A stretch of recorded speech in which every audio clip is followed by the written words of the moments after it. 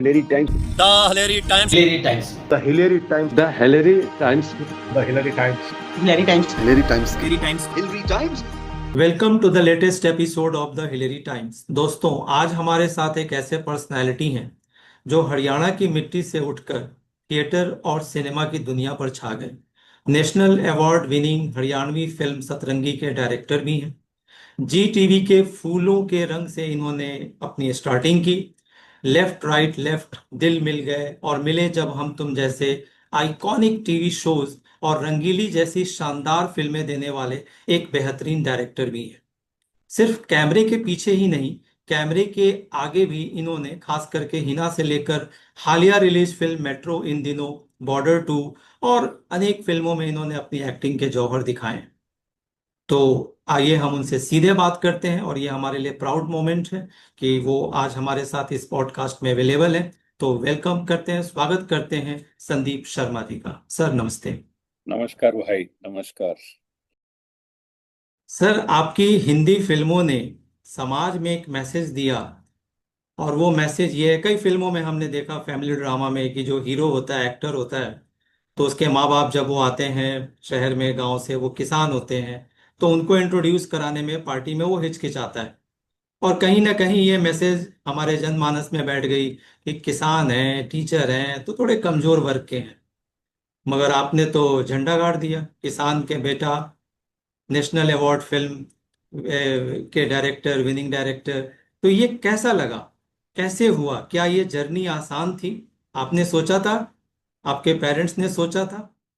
किसी भी जर्नी के बारे में आप सोच सकते हैं कि ऐसा होना चाहिए, ऐसा नहीं होना चाहिए, लेकिन वो हकीकत में वैसा होता है या नहीं होता, वो एक अलग चीज होती है। तो हर इंसान सोचता जरूर है, लेकिन इसमें मैं सच में ये कहना चाहूंगा कि मैं ब्लेस्ड हूँ कि परमात्मा की कृपा से, मेरे माँ बाप की आशीर्वाद से मुझे जिंदगी में वो सब चीजें मिलती चली गई जिनकी मैंने चाहत रखी थी। मैं कल भी अपनी वाइफ से बात कर रहा था कि यार 34-35 साल जो बॉम्बे में जिया हूँ, आधे से ज्यादा जिंदगी मैंने अपनी उम्र बॉम्बे में जी है। तो मुझे ढूंढने पे भी कोई ऐसा इंसान नहीं मिल रहा है कि जिसके बारे में मैं कुछ नेगेटिव सोचूं, कि जिसने मुझे काम के लिए कभी कोई गलत इंफॉर्मेशन दी या मिसगाइड किया। इवन पैसों को लेके भी, कि बहुत सारे लोग मिलते हैं कि मेरे पैसे वहां मर गए, उसने मेरी पेमेंट नहीं दी, ये नहीं। तो परमात्मा की दया से मेरे साथ कोई ऐसा एग्जाम्पल नहीं है मेरे पास कोई भी। जो मिले बहुत अच्छे मिले। और रही बात कि मैं किसान फैमिली से हूँ, मैंने खुद भी खेती की है, मुझे कभी ये संकोच नहीं हुआ अपने आप को ये बताने में कि मैं हरियाणा से बिलोंग करता हूँ। हालांकि जब मैं सितंबर 92 में आया था बॉम्बे, उस वक्त जब मैं बोलता था कि मैं हरियाणा से हूँ, तो उस वक्त भी लोग ये बोलते थे कि अच्छा पंजाब से। तो उस वक्त में भी एक आइडेंटिटी क्राइसिस था हरियाणा के लिए, कि हरियाणा को लोग आज भी पंजाब की नजर से ही देख रहे थे। तो बड़ा बताने के बाद में क्या, नहीं हरियाणा अलग है, 1966 में ये पैदा हो चुका है, हरियाणा एक अलग स्टेट बन चुकी है। तो भी बड़ा मुश्किल होता था लोगों को कन्विंस करना कि हाँ हरियाणा एक अलग प्रांत है। तो मुझे कभी इस बारे में कोई झिझक नहीं हुई अपने बारे में बताने के लिए कि मैं कहाँ से हूँ, किस बैकग्राउंड से हूँ, मैं क्या करके आया हूँ और मैं क्या कर रहा हूँ। रामचरितमानस में एक पंक्ति है, जाकी रही भावना जैसी, प्रभु मूरत देखी तिन तैसी। आप हम्म। अच्छे हैं तो आपको सब अच्छे ही मिलते रहे, लेकिन बिगनिंग डेज में कुछ तो ऐसे डायरेक्टर होंगे, एक्टर होंगे या लोग होंगे जिन्होंने आपको अंडर एस्टिमेट किया होगा। तो जब वो मोमेंट था, जब आपको अवार्ड मिला, तब आपने उनको बोला, देखा, work speaks louder than words? नहीं आशीष भाई, ये कभी भी ऐसी नीयत नहीं रही मेरी। बल्कि मैं फिर यही बात कहूंगा कि मैं, भगवान की बहुत बड़ा आशीर्वाद है, दया है मेरे ऊपर, कि जब नेशनल अवार्ड भी मिला था, तो इंडस्ट्री में, सिनेमा में जिन लोगों को देख के हम बड़े हुए, जिनको देख के हमें एक उत्सुकता होती थी कि क्या मैं भी इस जगह पे जा सकता हूँ, मैं भी ऐसा काम कर सकता हूँ, तो मैं सच में कहूँ कि जो मेरे पसंदीदा डायरेक्टर हैं मनोज कुमार जी, वो भी उस वक्त वहां मौजूद थे जब मुझे नेशनल अवार्ड मिला। हमारे मिलेनियम के जो सुपरस्टार हैं अमिताभ बच्चन साहब वहां पर मौजूद थे। फिर जो आज मॉडर्न टाइम के जो सबसे बड़े डायरेक्टर हैं संजय लीला भंसाली साहब, वो भी वहां मौजूद थे। तो मैं अपने आप को बहुत लकी मानता हूँ। तो मुझे अपनी ही खुशियों में इतना मजा आ रहा था, तो मुझे कभी किसी को ये बताने की जरूरत नहीं पड़ी कि भैया तुम लोगों ने मुझे अंडर एस्टिमेट किया। वो उनकी नजर थी, लेकिन मैं अपना काम करता चला गया। कि सच में बताऊं कि मैं जब बॉम्बे आया था सितंबर 92 में, एज एन एक्टर मैंने स्टार्ट किया था काम। लेकिन 10-12 दिन में ही ऐसी कुलबुलाहट होने लगती थी कि बाइक होती थी मेरे पास में और जाता था, तो घंटे भर में मैं काम से फ्री हो जाता था। क्योंकि उस वक्त में तो हमारे पास फोटोग्राफ्स हुआ करते थे, उनके पीछे नाम लिखे होते थे, बाद में स्टिकर्स बनवाने लग गए, स्टिकर पेस्ट कर देते थे। तो 1 घंटे में अंधेरी से बांद्रा तक, दादर तक, वो सब निपटा देता था। मैं अंधेरी में ही मैं रहा करता था। उसके बाद पूरा दिन में मुझे नहीं समझ में आता था कि मैं कितना लिटरेचर पढ़ लूं, कितनी फिल्में देख लूं, कितने नाटक देखने चले जाऊं। क्योंकि फिल्में देखनी है तो उसके लिए भी पैसा चाहिए, नाटक देखने जाना है पृथ्वी में तो उसके लिए भी पैसा चाहिए, बुक खरीदने के लिए भी पैसा चाहिए। तो मैं क्या करूं? और सारा दिन बैठ के मुझसे ये नहीं होता। तो फिर एक अपने मित्र हरविंदर के साथ में बैठ के मैंने बातचीत की कि यार ऐसे तो बॉम्बे मेरे लिए बहुत दूभर हो जाएगा, मैं नहीं रह पाऊंगा, क्योंकि मुझे कुछ काम करते रहना है। तो फिर हमारी बातों में एक सॉल्यूशन निकला कि मुझे डायरेक्शन में ज्वाइन करना चाहिए। कि भाई मैं एज एन एक्टर, क्योंकि मैं थिएटर बैकग्राउंड से आया हूँ, कैमरे की मेरे पास कोई एक्सपीरियंस नहीं है, तो मैंने एज एन अप्रेंटिस ज्वाइन किया और उसमें मैंने अपनी एक्टिंग स्किल्स को इम्प्रूव किया। उस वक्त जब मैं पहली फिल्म कर रहा था, दैट वाज अनजाने। रवि राय जी मेरे गुरु, वो डायरेक्टर थे उस फिल्म के, राइटर और डायरेक्टर थे। विवेक मुश्रान और रवीना टंडन के साथ में वो फिल्म थी। दूसरी फिल्म थी उनकी दिल दिया चोरी चोरी। उस वक्त के स्टार जो राहुल रॉय और करिश्मा कपूर, उनके साथ में ये फिल्म थी। बबलू पसीचिया प्रोड्यूसर थे। तो मैंने एज एन अप्रेंटिस उसमें काम करना शुरू किया था और 50 रुपया कन्वेंस मिलता था मुझे। लेकिन अनजाने के जब हम आउटडोर में गए, और आउटडोर में मुझे लेके भी इसलिए जाया गया क्योंकि मैं अप्रेंटिस था, सिर्फ 50 रुपया कन्वेंस मिलता था और छोटे बजट की फिल्म थी उस वक्त की। और जो बाकी के जो मुझसे जो सीनियर असिस्टेंट्स थे, तो उनका अनाउंस ज्यादा बन रहा था। तो प्रोड्यूसर ने और एसोसिएट ने डिसाइड किया कि यार ऐसा करते हैं, संदीप को लेके चलते हैं, इसको 50 रुपया कन्वेंस देना है और बाकी का अगर कुछ पॉकेट अलाउंस वगैरह भी देना है तो 50 रुपया, और मतलब आराम से सारा काम हो जाएगा। तो 750 रुपये मुझे उस टाइम पे मिले थे टोटल।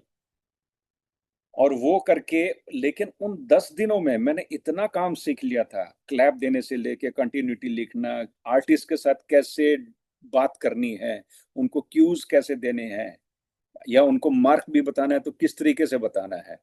तो वो सारी चीजें मैं 10 दिन में, 12 दिन में सीख गया था। और अगेन भगवान की इतनी बड़ी कृपा रही कि मैं उसी फिल्म में, कुछ चीजें ऐसी हो गई थी, उठापटक हुई, और मैं उसी फिल्म में एज एन एसोसिएट डायरेक्टर बन गया था। फिर अनफॉर्चुनेटली वो फिल्में दोनों ही कंप्लीट नहीं हुई। तो अनुपम खेर साहब ने रवि जी को एक ऑफर किया। उस वक्त में अपना डीडी मेट्रो नया शुरू हुआ था, तो इम्तिहान पहला ही सीरियल था डीडी मेट्रो का। अनुपम खेर साहब प्रोड्यूसर थे उस शो के। तो उसमें मैं असिस्टेंट डायरेक्टर भी था और एज एन एक्टर भी काम किया मैंने। तो रवि जी ने मुझे पहला मौका दिया एज एन एक्टर, और 5वें एपिसोड में मेरी कहानी शुरू हुई थी, और आखिर तक, जब तक वो डीडी मेट्रो पे था, मैं बदस्तूर उसमें काम कर रहा था। और उस वक्त में आलोकनाथ साहब को, रीता भादुरी जी को, रेणुका शाहने को, सचिन खेड़ेकर को, ऐसे एक्टरों को मुझे डायरेक्शन का भी मौका मिला। क्योंकि रवि जी फिर सेशल चले गए थे फिल्म शूट करने के लिए, तो यहाँ एपिसोड जाने ही थे, तो मैं ही वो शूट करता होता था। तो एक ही शो में मुझे बहुत सारा कुछ सीखने को, करने को मिला था। तो हमेशा वो करते रहने की एक इच्छा रही है, और आज तक परमात्मा 36 साल में कुछ ना कुछ देता आ रहा है मुझे।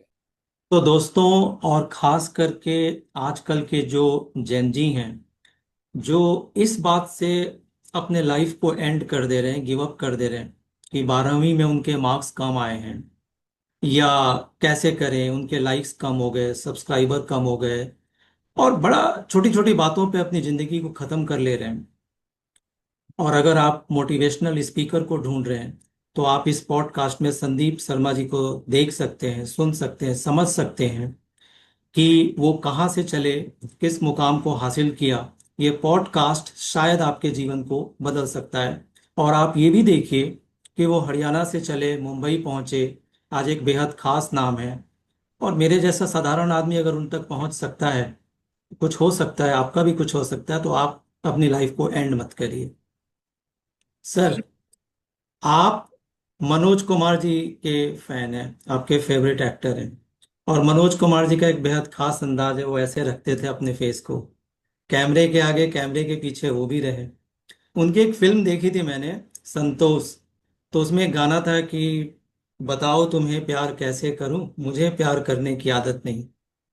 तो हम्म। 2000 में जब आपने कहानी लिखी, 2000 रुपया नहीं, सन 2000 में, और आप जब अपने गुरु रवि राय जी के पास पहुंचे, तो आपने बोला मनोज कुमार जी के अंदाज में कि बताओ मैं इसे फिल्म में कैसे बनाऊं, डायरेक्ट कैसे करूं, एक्टिंग कैसे करूं। ऐसा कुछ हुआ, क्या कहानी हुई, कैसे वो एक प्रोजेक्ट के रूप में कन्वर्ट हुआ, लव स्टोरी?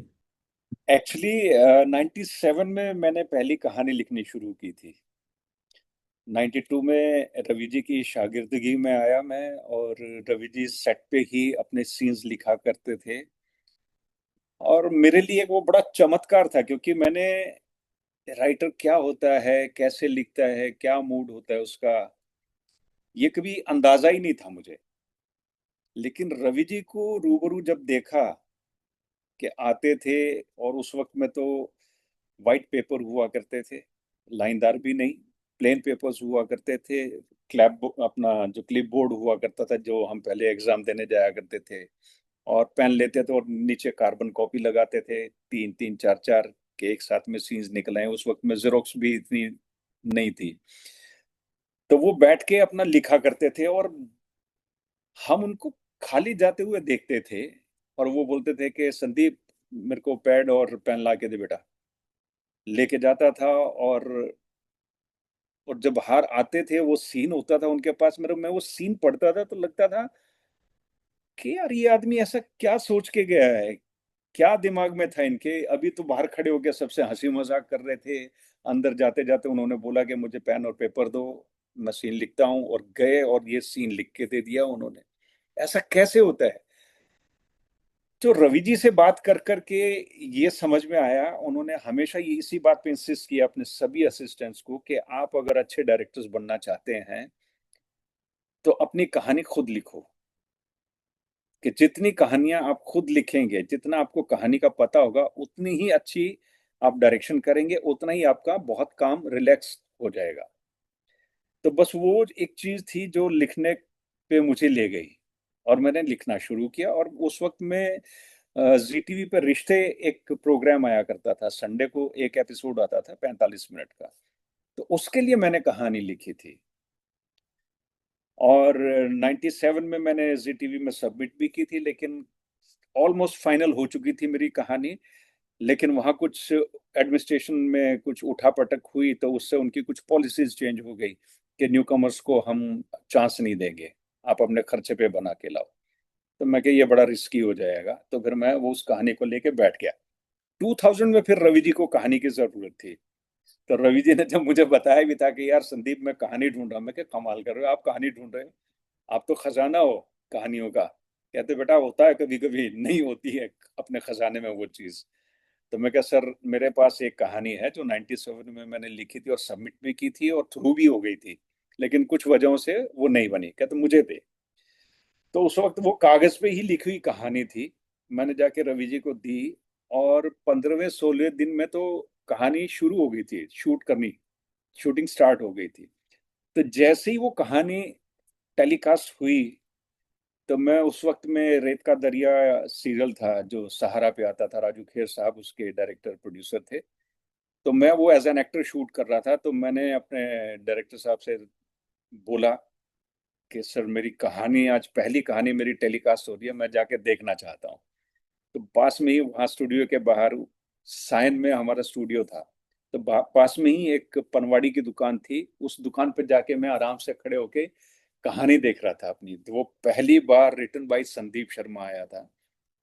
तो वो मुझे एक और चीज लगी कि मैं क्या यार, एक्टर बनने आया था, यहाँ मैंने डायरेक्शन भी सीखी है और यहाँ मैंने राइटिंग भी सीखी है, अब मेरा राइटर में भी नाम आ गया। तो वो मेरे लिए मतलब वो एक कंपाउंड इंटरेस्ट वाली एक बात थी कि मैं एक्टर बनने आया था और ये दो चीजें भी मैंने सीख ली। तो वो एक बहुत बड़ा एक खुशी थी मेरे लिए। और फिर कुछ 20 एक दिन के बाद में मेरे फ्रेंड हरविंदर, वो भी कहानी ढूंढ रहे थे। तो मैंने उनको बताया, भाई अभी अभी मेरी कहानी टेलीकास्ट हुई है, तो ये मेरे पास कहानी है, ये देख ले। तो वो फूलों के रंग से हरविंदर ने प्रोड्यूस की थी और मैंने डायरेक्ट की थी, written and directed by Sandeep Sharma. वो मेरे लिए सबसे बड़ा कंप्लीशन का एक टाइम था, जो written and directed by Sandeep Sharma पहली बार स्क्रीन पे जब मैंने देखा था। सर, आपकी ही फ्रेटर्निटी के कुछ लोग कुछ बातें कहते हैं, तो मैं उसको व्यू में रख के आपसे ये कह रहा हूँ। वैसे तो हम कहते हैं कि every coin has two aspects, हम ये भी कहते हैं माइट इज राइट, लेकिन आपके ही बॉलीवुड के लोग, सिनेमा के लोग ये कहते हैं कि भाई आप एक्टर बनने आए थे, आप स्क्रिप्ट राइटर बन गए, आप डायरेक्टर बन गए, इसलिए कि आपकी एक्टिंग नहीं चली। जैसे सलीम खान जी को देख लीजिए, सुभाष घई जी को देख लीजिए, ऐसे बहुत सारे नाम हैं। तो ये डायरेक्टर बनना आज तो जैसे आपके लिए वो एक एडजेक्टिव का काम कर रहा है, विशेषण का काम कर रहा है, लेकिन डायरेक्शन में आना या कहानीकार बनना, स्क्रिप्ट राइटिंग का काम करना, ये आपकी मजबूरी थी या आप स्वेच्छा से आए या कोई और वजह थी? और आज आपका ये डिसीजन कि यार आज तो मैं सब कुछ हूं, ये कैसा लगता है आपको? आशीष भाई, मैं जब बॉम्बे आया था ना, तो मुझे घर से परमिशन नहीं मिल रही थी बॉम्बे आने की। तो बड़े भाई साहब हैं मुझसे कुछ 14-15 साल का हमारा एज गैप है। तो he is like a father figure. तो उनका अपना एक द्वंद चला हुआ था कि वो अपने भाइयों को सेटल देखना चाहते थे, और उनको ये भी था कि बॉम्बे जैसी महानगरी, पता नहीं क्या होगा क्या नहीं होगा। और जो एक आम मिडिल क्लास फैमिली की जो कहानियां, वो यही होती है कि भैया अच्छा अभी ये एज है, अपना नौकरी धंधे पे लगो, शादी करो और परिवार चलाओ, सेटल हो जाओ, यहाँ तक की कहानी रहती है। लेकिन मेरे सपने कुछ और थे कि मैं कुछ और करना चाहता था। तो घर पे बड़ा द्वंद था इस बात को लेके कि ये बॉम्बे जाएगा। तो फादर साहब ने जब बड़े भाई को बोला कि देख भाई, मैं अपने 7 बच्चों को कभी ये मौका नहीं देना चाहता कि वो जिंदगी में कभी ये बात कहें कि मेरे माँ बाप ने मुझे ये करने का मौका नहीं दिया, नहीं तो मैं पता नहीं क्या कर देता। ये जाना चाहता है, 2 साल ट्राई करना चाहता है, इसको जाने दे, 2 साल बाद देखेंगे उससे, तब पूछेंगे, अभी 2 साल के लिए इसको जाने दे। And that was the point. और इसीलिए जब बॉम्बे आके 10-12 दिन में मैंने यहाँ का जो माहौल देखा, कि मेरे साथ के जो मेरे क्लासमेट्स भी थे या जहाँ पर हम रह रहे थे वहां पर और भी एक्टर थे, क्योंकि बॉम्बे तो एक ऐसी जगह है कि आपको हर गली कूचे में एक्टर मिलेंगे। लेकिन उनकी जो चीजें थी, वो मुझे लग रहा था कि नहीं यार, मैं इस तरफ नहीं जाना चाहता, मैं अपने आप को बिजी रखना चाहता हूँ। कि मेरे फ्रेंड है जो हरविंदर, मेरे जो रूममेट थे, वो भट्ट साहब के असिस्टेंट हुआ करते थे, और मुझे बहुत खुशी होती थी उनको रोज काम पे जाते हुए देखने की। तो मैं भी कुछ वैसा ही करना चाहता था, एक्टर तो बनना ही था। लेकिन साथ के साथ मैं सारा दिन बैठा एक्टिंग का इंतजार करता हूँ कि कब मिलेगा काम, कब मिलेगा काम। तो क्यों ना इस टाइम को मैं यूटिलाइज करूं। तो वो मेरी हार नहीं थी, और आज मैं अगर अपने आप को देखता हूं तो मैं बहुत बड़ी सक्सेस में हूँ कि मैं राइटिंग भी कर लेता हूँ, मैं डायरेक्शन भी करता हूँ, मैं एक्टिंग भी करता हूँ, मुझे प्रोडक्शन की भी नॉलेज है, तो मैं अपनी फिल्में खुद प्रोड्यूस कर लेता हूँ। और कैसे मुझे कम से कम बजट में अच्छी फिल्म कहनी है, वो भी मुझे आता है। तो मैं गिरीश धमीजा जी हैं, जो हमारे हरियाणा से ही हैं, बहुत बड़े राइटर हैं, डायरेक्टर भी हैं, एक्टर भी हैं। तो जब हम गैंगस्टर फिल्म कर रहे थे, मैं अनुराग बासु जी से कर रहा था, भट्ट साहब के ऑफिस में बैठे थे, तो वो भी मुझे एज एन एक्टर ही जानते थे। और जब मैं अनुराग को असिस्ट कर रहा था गैंगस्टर में, तो वो डायलॉग राइटर थे हमारी गैंगस्टर फिल्म के। तो उन्होंने मुझे ये बात कही, तो उससे मुझे और ज्यादा संबल मिला। उन्होंने बोला कि संदीप, ये बहुत अच्छी बात है कि हमारी गाड़ी में 2 गियर हैं, एक ही गियर नहीं है हमारी गाड़ी में, कि हमें सिर्फ आगे ही आगे जाना, आगे ही आगे जाना। आगे अगर रुकावट है तो हम बैक गियर लगा के कहीं साइड में भी जा सकते हैं और फिर अपनी मंजिल की तरफ जा सकते हैं। तो ऐसे भी एग्जांपल्स है। तो मेरे सर। लिए जी जी हार जी का प्लीज। मेरे लिए तो आगे बढ़ना था। और मैं आज भी जो नए बच्चे जो आ रहे हैं उनको हमेशा एक ही बात कहता हूँ कि मंजिल को निगाह में रखो, रास्ता कोई भी हो सकता है। और आज तो गूगल का जमाना है, हम अपने गूगल में खाली एक लोकेशन डालते हैं, इस रास्ते से नहीं, यहाँ ट्रैफिक जाम दिखा रहा है, यहाँ ज्यादा ट्रैफिक दिखा रहा है, तो आपको वो दूसरे रास्ते से ले जाएगा। वहां पर भी अगर कोई ब्लॉकेज हुआ तो वो आपको तीसरे रास्ते से ले जाएगा, लेकिन पहुंचाएगा जरूर आपको आपकी मंजिल पे। तो यही मेरी कहानी है कि पहुंचना तो मुझे एक्टर तो बनना ही था, लेकिन मैंने उस टाइम को यूटिलाइज किया कि मैं असिस्टेंट डायरेक्टर बना, और भगवान ने मुझे राइटिंग भी सीखने का मौका दे दिया और मैं राइटर भी बन गया। और 94 से लेके 99 तक मैंने लगातार काम किया एज एन एक्टर। 99 में जब डेली सोप शुरू हुए तो मेरे को लगा कि नहीं, मुझे ये डेली सोप नहीं करने हैं। एज एन एक्टर मैं करूंगा तो सिर्फ वही करूंगा जो कैरेक्टर ओरिएंटेड होगा काम। तो भले ही मैंने 99 से लेकर 2004 तक 3 ही शो किए। अनुराग बासु का मीत था जो जी टीवी पे आता था, वो बहन भाई की कहानी थी। रविंद्रनाथ टैगोर जी की कहानी थी नौकाडूबी, तो उसमें भाई का कैरेक्टर मैंने प्ले किया था। फिर एक डीडी मेट्रो का जो लास्ट शो था, हेलो इंस्पेक्टर, अधिकारी ब्रदर्स का, हिरेन अधिकारी जी उस शो को डायरेक्ट करते थे, तो मैं और रवि किशन साहब, हम दोनों उसमें मेन इंस्पेक्टर थे। फिर तीसरा था कलर्स का शो, जाने क्या बात हुई, उसमें कैमियो कैरेक्टर था कुछ 2.5-3 महीने का। और उस शो के बाद मैंने डिसाइड किया था कि अब मुझे एक्टिंग नहीं करनी है, मुझे फिल्म डायरेक्शन में जाना है। तो मैंने फिर अनुराग से बात की कि भाई मैं ऐसे ऐसे वापस डायरेक्शन में आना चाहता हूँ, क्योंकि अनुराग जब तारा कर रहे थे रमन जी के साथ में और मैं इम्तिहान कर रहा था, तो हम लोग आपस में वहां मिलते होते थे राशिका में अपना एडिटिंग में। तो तब से हमारी दोस्ती है। तो मैंने उसको बोला, तो उसने भी मर्डर के बाद कम किया था।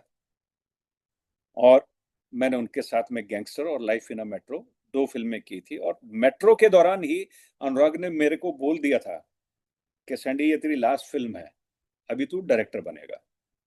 और मेट्रो का हमारा म्यूजिक रिलीज सेरेमनी चल रही थी, म्यूजिक रिलीज हुआ, पार्टी चल रही थी, और पीछे से आया, उसने मुझे पकड़ा और बोला कि सुबह जाके तू लव स्टोरी डायरेक्ट करेगा। लव स्टोरी उसकी खुद की डायरेक्शन थी, उसका खुद का प्रोडक्शन था, और मुझे उसने डायरेक्ट करने का मौका दिया। मैंने उसको बोला, मैं कहा भाई मेरे को फिल्में बनानी है अब। कहता जब तक फिल्म नहीं बनती जाके तू शो डायरेक्ट कर। और वो टाइम था कि उसके बाद मैं 2015 तक फिर कंटिन्यूस डायरेक्शन कर रहा था। तो आप चलना रुक जाएंगे या आप इंतजार में एक ही जगह बैठे रहेंगे तो मुश्किल होगी। आप चलते चलेंगे, नई चीजें भी सीखने को मिलेगी, नए रास्ते भी मिलेंगे, नए लोग भी मिलेंगे, और मंजिल पे आप कब पहुंच जाओगे आपको पता भी नहीं लगेगा। तो ये मेरा अपना सफर है, लोग क्या सोचते हैं मुझे फर्क नहीं पड़ता, लेकिन मैं आज अपने आप में बहुत ही कंप्लीट एक्टर हूँ, कलाकार हूँ, डायरेक्टर हूँ, प्रोड्यूसर हूँ, राइटर हूँ। मैं अपना काम कर लेता हूँ। सर, लेट और ग्रेट एक्टर सतीश कौशिक जी, कादर खान जी ने अपने कई इंटरव्यूज में ये कहा, मैंने खुद सुना, कि वो कहते थे कि चूंकि वो लिखते थे और डायरेक्ट भी करते थे, तो उन्होंने कहा कि हम जब लिखते थे या डायरेक्शन का मौका मिलता था तो हम कुछ अपने लिए खास रोल बना ही लेते थे। तो आप समझ रहे हैं कि मैं क्या पूछना चाह रहा हूं। तो आपने इस फेदर को अपने लिए कभी यूज किया? और एक और खास बात सर, जैसे हम सुभाष घई जी को देखते हैं कि वो हाँ, अपनी हर मूवी में एक कैमियो उनका होता ही होता है। तो आपने इसे कितना यूज किया, और क्या है इसमें कुछ बात? देखिए मैंने जो पहली कहानी लिखी थी खेल खेल में, जो रवि जी ने डायरेक्ट की थी, उसमें मैंने कभी अपने लिए काम नहीं रखा। दूसरी कहानी फूलों के रंग से, written and directed by Sandeep Sharma, उसमें मैंने कभी अपना काम नहीं रखा। जब मैंने अपनी पहली फिल्म सतरंगी बनाई उसमें मैंने अपने लिए कोई कैरेक्टर नहीं रखा। रंगीली मैं जब लिख रहा था तो मेरे को पहले दिन से था कि नहीं, ये कैरेक्टर मैं खुद करूंगा, क्योंकि as an actor, as a director, आपको वो पोटेंशियल मालूम है कि मैं इस कैरेक्टर के काबिल हूं या नहीं। करने को आप कर सकते हैं, लेकिन जब एक चीज आप खुद लिख रहे हैं और आपको पूरी यूनिट भी मैनेज करनी है, क्योंकि मैं जैसे आपको बताया कि मैं कम पैसों में अपनी फिल्म बनाता हूं, तो मुझे हर फैकल्टी को देखना पड़ता है। ऐसा नहीं है कि भाई अच्छा और लोग संभालें, कि मेरे पास बहुत बजट है, आज ये चीज नहीं हुई तो हो जाएगा, नहीं। मुझे हर इवेंट, हर फैकल्टी खुद देखनी होती है कि इसमें क्या कर सकते हैं, इसमें क्या कर सकते हैं, कितने लोग हैं, टाइम पे तैयार होगी या नहीं होगी। और मेरे लिए कहानी बहुत जरूरी होती है। आर्ट डायरेक्शन में क्या है, टेक्निकलिटीज में क्या है, मैं फिर भी अवॉइड कर देता हूँ, लेकिन कहानी का जो जिस्ट है मैं वो पकड़ के रखता हूँ, वो जरूर कहना है मुझे। क्योंकि वो चीज अगर मैं नहीं कह पाया तो फिर तो मैं कम पैसे में भी फेल हो गया, कि इतनी जो मशक्कत की तो उसका रिजल्ट नहीं आएगा। तो मैं अपनी बात कहने में, अपनी कहानी दिखाने में उस पर जोर देता हूँ, तो उसमें मैं कभी वो कॉम्प्रोमाइज नहीं करता कि नहीं, ये रोल तो मेरे को करना ही करना है। सर अब जो मैं बात पूछने जा रहा हूँ वो राइटर और डायरेक्टर संदीप शर्मा जी से पूछ रहा हूँ, नॉट एक्टर। आप मिडिल क्लास की बात करते हैं, आप हरियाणा जैसे वेल कल्चर्ड स्टेट से भी आते हैं, आपने बहुत जमीनी हकीकत को एक्सपीरियंस भी किया होगा। सर मैं एक साधारण आदमी, साधारण परिवार से, जो आज 2026 में जो माहौल है उस सिलसिले में पूछ रहा हूँ कि सर आजकल आपकी जो कहानियां हैं, आपकी मतलब जो आपकी फ्रेटर्निटी है, जो डायरेक्शन है, सर हम नहीं देखना चाहते आपकी फिल्मों में, आपके प्रोजेक्ट्स में गालियां और बिलो द लेवल कंटेंट। और आप प्लीज ये मत बताइएगा कि पब्लिक जिम्मेवार है, हमारे पास ऑप्शंस नहीं है, हमारे पास चॉइसेस नहीं है। हम आज भी मनोज कुमार जी की फिल्मों को देख करके बड़े खुश होते हैं, अच्छा लगता है। देव आनंद जी के गाने आज भी चल रहे हैं मार्केट में। और ये कुछ सीन्स को या टीआरपी लेने के लिए या जो भी आप कह लें, क्लब मेंबर बनने के लिए, सर ऐसा क्यों? आप तो कहानीकार हैं, साहित्यकार हैं, आप समाज के दर्द को समझते हैं। कहानियों में लोग क्यों नहीं मशक्कत कर रहे हैं, डायरेक्शन में क्यों नहीं मशक्कत कर रहे हैं? जावेद अख्तर जी ने कई जगह अपने पॉडकास्ट में कहा है कि अगर कहानी में, कंटेंट में दम हो तो गालियों की जरूरत नहीं पड़ेगी। आप बताइए सर। ये अभी जैसे अभी 1 तारीख को मेरी 2 वेब सीरीज रिलीज हुई, ग्लोरी नेटफ्लिक्स पे और सपने वर्सेस एवरीवन amazon प्राइम पे।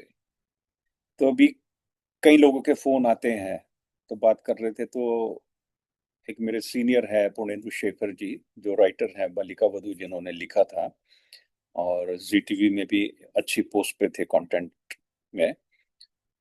तो उस दिन हम यही बात कर रहे थे कि गालियां बहुत। अब देखिए इस चीज को, आशीष जी, वही बात है कि मैं उनको यही कह रहा था कि हम, पुणेंदु जी भी थिएटर से बिलोंग करते हैं, मैं भी थिएटर से बिलोंग करता हूँ।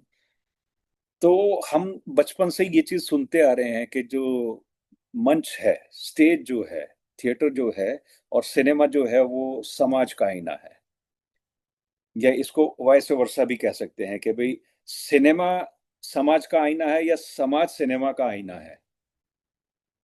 लेकिन मैं यही हमेशा एक ही बात मैं कहता हूं और यही हमेशा पकड़ के रखूंगा कि कुछ भी है, समाज आईना है या थिएटर आईना है, कोई भी चीज है, लेकिन अगर हम ये कहते हैं कि सिनेमा का या स्टेज का, थिएटर का समाज पे कोई असर पड़ता है, तो भाई हम अच्छी चीजें क्यों ना दिखाएं, हम बुरी चीजें क्यों दिखाएं? कि जो, अब मैं जो सिनेमा बनाता हूँ, मेरा यही है कि मैं पूरा परिवार, बुजुर्ग से बुजुर्ग और न्यू बॉर्न, वो भी बैठ के एक साथ में देख सकता है। क्योंकि मैं परिवार की कहानी कहता हूँ कि मैंने अपनी पहली फिल्म जो लिखी थी खेल खेल में,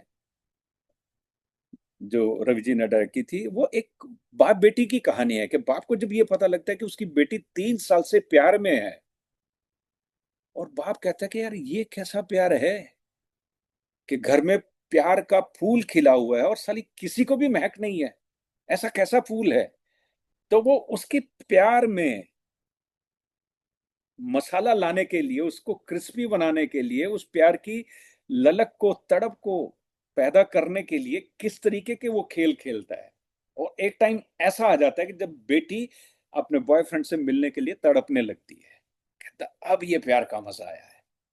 या दूसरी कहानी जो थी फूलों के रंग से, एक माँ जब देखती है कि बेटी का दिल टूट गया है, तो वो कैसे उसको संवारने की, संभालने की कोशिश करती है अपनी बेटी को।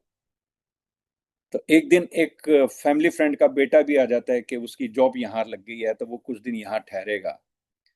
तो उन दोनों में भी एक थोड़ा-सा लगाव सा बनता है। लड़की को फिर भी अभी सेटबैक है कि पता नहीं ये कितने दिन है, कितने दिन नहीं है, और अल्टीमेटली वो भी फिर पूना ट्रांसफर हो जाता है।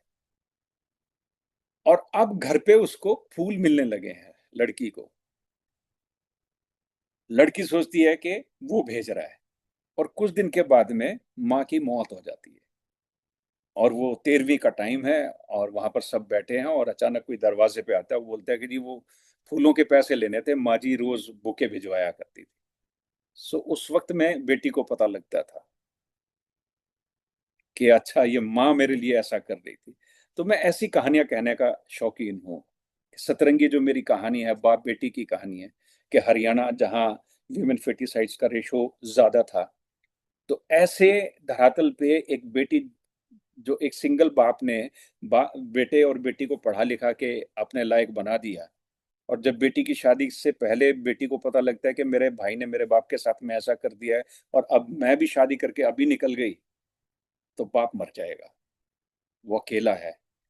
तो कैसे वो अपनी शादी को भी पोस्टपोन करती है, जॉब भी ज्वाइन नहीं करती है, बाप का साथ लेके चलती है, और बाप को तैयार करती है रीमैरी के लिए। उसके बाद वो अपनी शादी करती है। तो रंगीली जो मेरी कहानी है, वो बाप और दो बेटों की कहानी है, कि ट्रैक्टर ट्रॉली पे मजदूरी करने वाले दो लड़के हैं, और कपड़ों की रंगाई करने वाला एक बाप है। लड़की को बचाने के चक्कर में दोनों भाइयों की कैसे आंखें चली जाती है, दोनों अंधे हो जाते हैं, और बाप की अब मुशक्कत है कि मैं कैसे इनकी जिंदगी को रंगीली बनाऊं। कोई हीरोइन नहीं है, कुछ नहीं है कहानी में, लेकिन परिवार की कहानी है, टुगेदरनेस की कहानी है।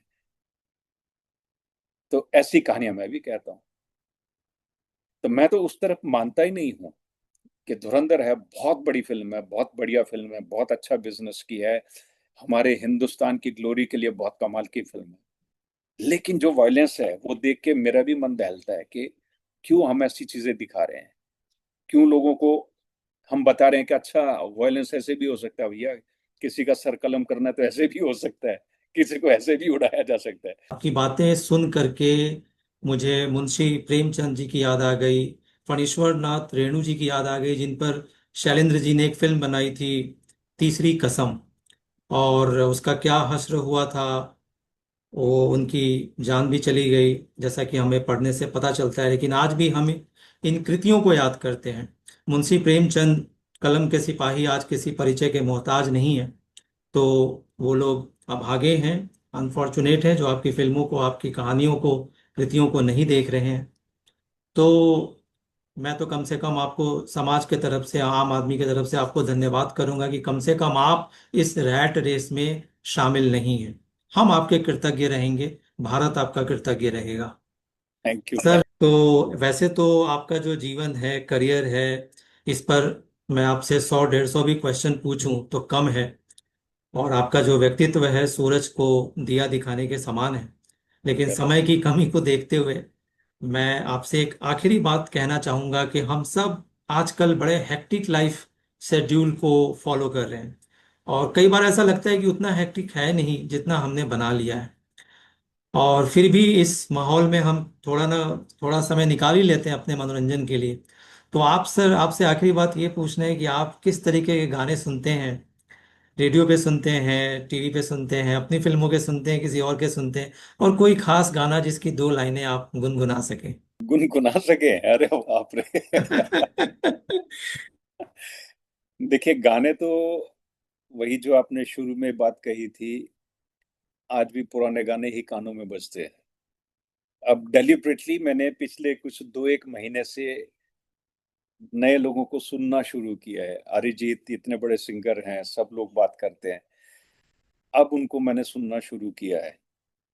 ये सोनू निगम तक के गाने हमने सुने हैं, के हमने गाने सुने, अभिजीत के गाने सुने, और पुराने तो जो हमारे सरीखे कलाकार रफी साहब, मुकेश जी, किशोर कुमार जी, मन्ना डे साहब, इनको तो भरपूर सुना है।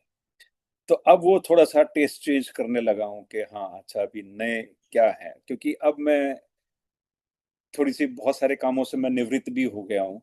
तो अब वो टाइम आया कि जब मैं पढ़ना भी शुरू कर रहा हूँ और सुनना भी शुरू कर रहा हूँ। तो ये थोड़ा सा चेंज किया है मैंने। और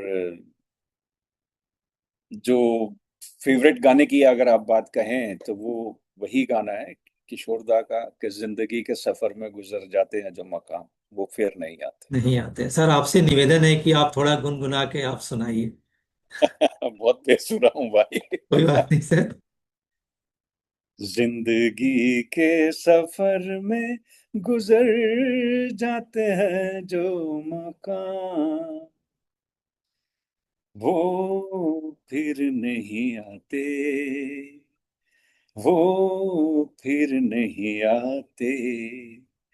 तो ये जिंदगी का फलसफा है मेरे पास में, और इसी चीज को मैं लेके हर चीज करता हूँ। तो दोस्तों, आपने देखा संदीप शर्मा जी को। मुझे तो बहुत अच्छा लगा उनसे बातचीत करके, और मुझे उम्मीद है कि आपको भी बहुत अच्छा लगा होगा। और लगा है तो क्यों नहीं कुछ कमेंट किया जाए, लाइक किया जाए। और खास करके अगर आपके घर में बच्चे हैं जो आजकल बहुत जल्दी गिव अप कर देते हैं, मैं सभी की बात नहीं कर रहा हूँ, लेकिन कुछ बच्चे हैं ऐसे, कुछ लोग ऐसे होते हैं, तो आप उनके साथ ये वीडियो शेयर करिए। उनको इनसे, संदीप शर्मा जी के जीवन से इंस्पिरेशन भी मिलेगा। और आप देख रहे हैं और देखते रहिए द हिलेरी टाइम्स चैनल को। और मुझे दीजिए अपने दोस्त को, आशीष कुमार को, इजाजत। जय हिंद।